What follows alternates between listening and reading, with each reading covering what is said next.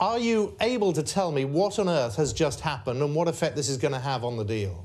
Yeah, what's just happened is John Bercow has put down a very big marker saying that the government cannot bring back this meaningful vote for a third time unless it's changed substantially, and he's implied that he'll be the one to judge whether or not it has changed. So this is a big headache for the government.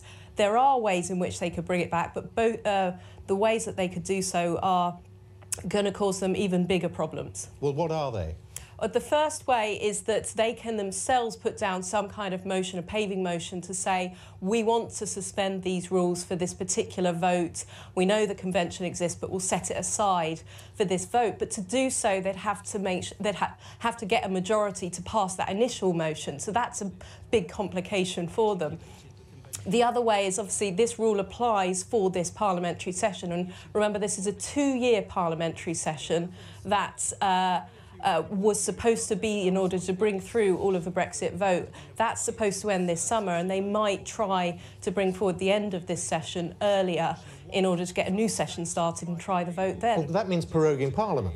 That is exactly what that means, yes.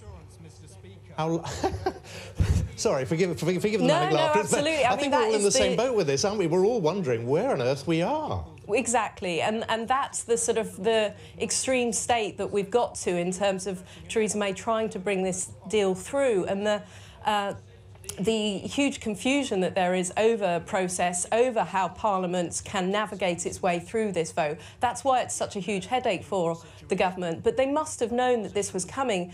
John Bercow, the Speaker, well, they say they didn't. In the lobby, they've been saying they had no idea this was coming. I know. He's been signalling that he might do something like this for a few weeks. He certainly mentioned last week that he was considering this. So it's not like it hasn't been mentioned to them.